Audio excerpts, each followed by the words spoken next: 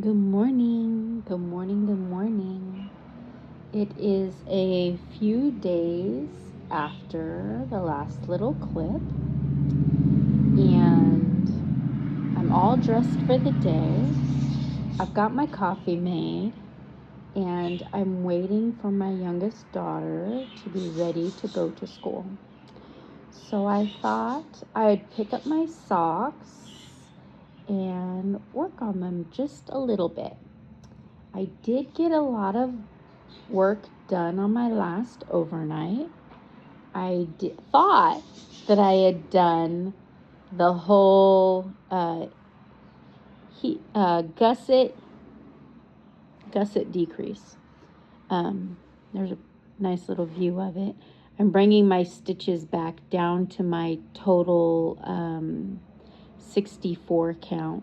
So we're decreasing on this side and we're decreasing on that side. Oh, that's a good, well, I don't want to lose my stitch, but there's the cuff, the heel turn, and now we're doing the decrease gusset.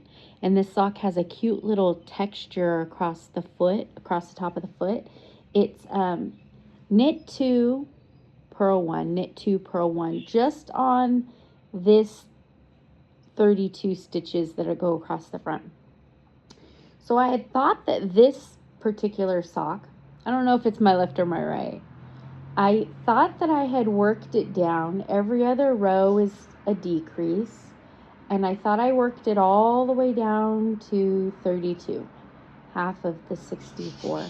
But I was just pulling my socks out to see which one I need to work on this morning, and I noticed that I needed one more decrease round on it. I had stopped 3 stitches before my stitch marker so that I could work my decrease, and it was off just a bit. So this is the one that I paused on to work on. Just sitting here listening to the birds. The birds have been moved to the dining room, so they do most of their squawking in there. It's the dining room is nice, has a lot of bright natural light, no direct light, so they'll be comfortable. We spend quite a bit of time in our dining room. My son does his homework at the dining room table. Of course, we have dinner. It's just a good spot.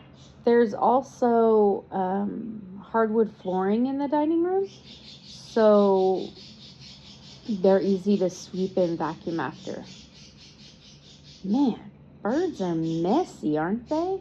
I gave them a little spray seed treat, and I sat there and watched them pluck those tiny little seeds off the branch and toss it out the front door of their cage. Just, you guys, naughty little birds. That's all right. I still got plenty of yarn for my socks. Oh, my kitty cat. I love this thing. This is I think it's called a finger grip. I found it at Daiso. It came in a pack of 5. And it's a thin, very, very thin silicone rubber thimble. It's open on the end if you have long, pretty fingernails, which I don't. It's stretchy, but it just seems to be the right size for my pointer finger. I can still, it's small enough that it doesn't cover my whole end of my finger, and it's thin enough that I could still have some feeling in movement. Some of those bulkier finger covers and thimbles couldn't really feel what I was doing, and it felt like I was having just a really hard time knitting. This one's really nice. I think Daiso's up to like $1, $1.75 per item, which I was going over there for some other stuff anyway and just hanging out, so I didn't mind picking up a useful tool like this. And I have a few others in case they ever get lost. I put them in my little notions, my knitting notions pouch, because I really do use it for the top of I do that right there. I do that with like every single stitch. I can't break myself of that habit, but after sitting for so many hours and knitting on an overnight shift, tip of my finger gets sore. So this has definitely been a game changer for me. And I'm just doing the knit round. Every other round is a decrease. So that was just in my head I said knit to the chicken and past. Because I'll knit this bottom ridge is always the same after that last decrease. You knit across, and then I go past the chicken, which starts my new round, and then knit around. Knit to the chicken and past. There's my chicken.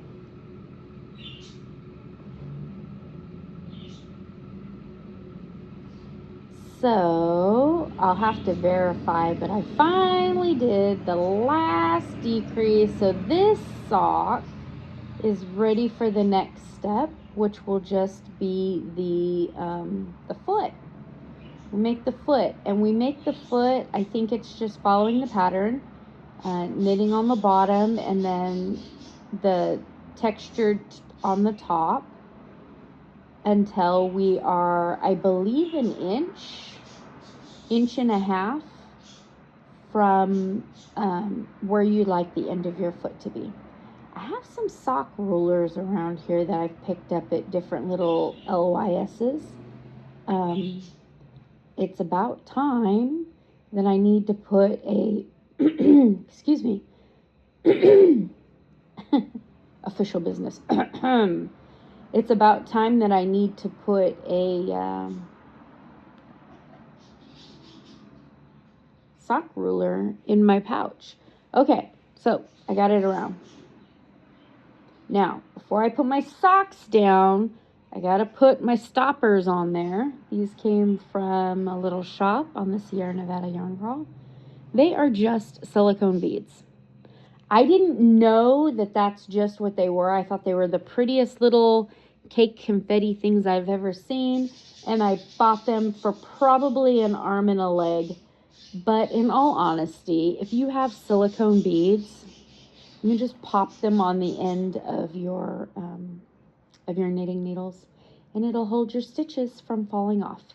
So I'm gonna do a spare you.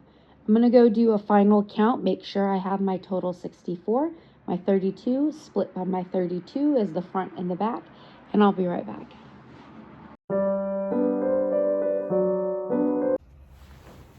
All right, we have success. I have 32 top stitches on the top of my foot.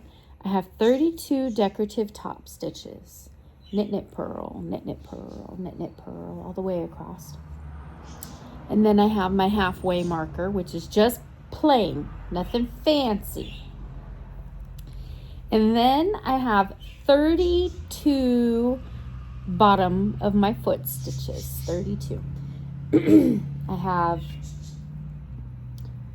my stitch, what are those called? My needle stoppers. I got 2 needle stoppers on there. And I went ahead and I put my little silicone thimble kitty cat on there, because I don't know if I'm going to continue to carry both socks with me, because the next stage is going to be a long one.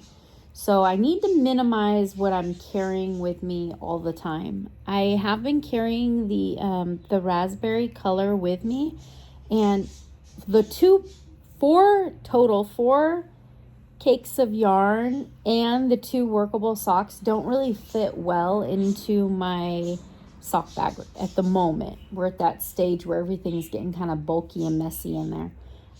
So I think I'm gonna streamline what I'm carrying.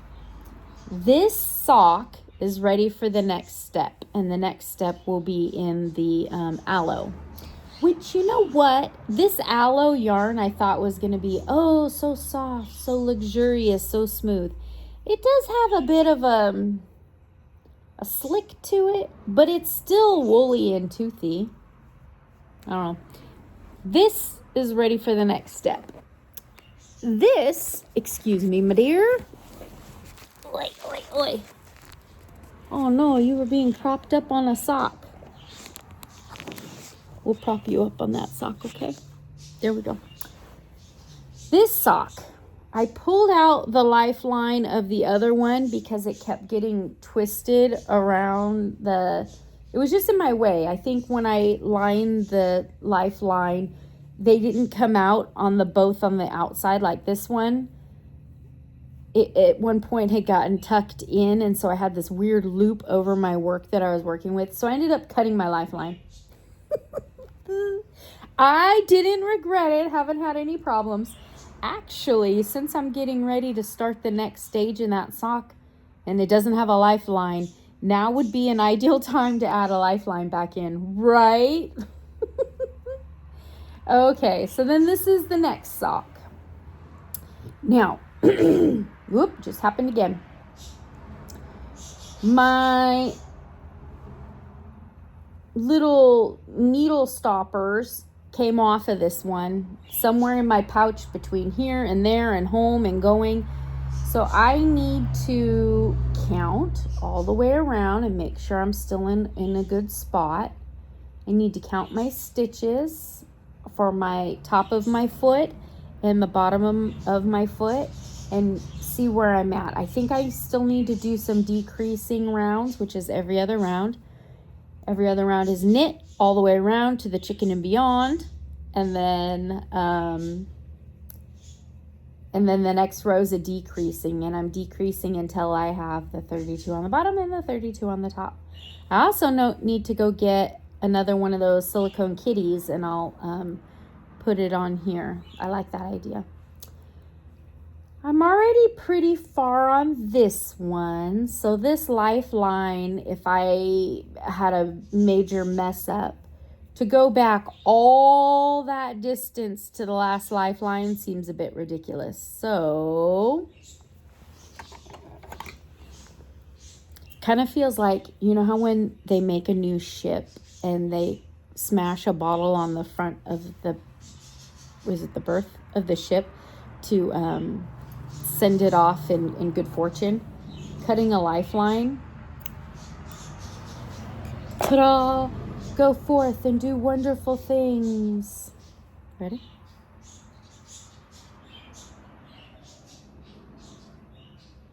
Ooh. I like that nice bright thread though. That's good. Good on the eyes, easy to see.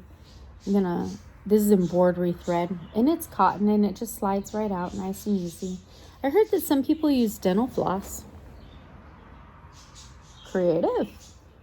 All right, I'm going to spare you the counting because you might be working on a project along with me. I'm going to go count my stitches, see where I'm at, grab a kitty, and I'll be right back. Okay.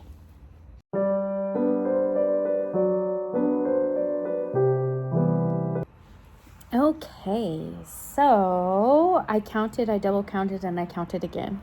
I have 32 across the top of my foot, which is patterned. Knit 2, purl 1, knit 2, purl 1. And then I have 32 knit stitches that go around the bottom of my foot. But this is officially the sock that had gotten a few stitches dropped. So I have a couple of twisted stitches. They're twisted stitches. They're on there wonky, and I need to, it's the next 4 stitches, and I need to take a few minutes, very slowly, very calmly, take them off my needle and put them back on the needle correctly so that I can start from where I need to be. The chicken had also fallen off, so I made sure I counted from my center point, which was easy because I counted the decorative stitches, which that section had never changed count. I went and got another kitty cat, so it'll stay on this sock. Oh, I'm glad they came in a multi-pack because I could keep one with each sock. That's where I'm at. That's where I'm at this week. We got some fiddly little things that actually look like socks. I love the little decorative stitch on that borders the heel flaps on these vanilla sock patterns. Those are so cute. Okay, I'm gonna sit there and organize these 4, and then I think I am putting this sock away. I'm gonna put the sock away until my next overnight shift, and then I'll work on some more. You have a wonderful week. Thank you for spending time with me, sis. I definitely appreciate your dedication to my dedication on making these socks. All right, I'll see you soon. Bye.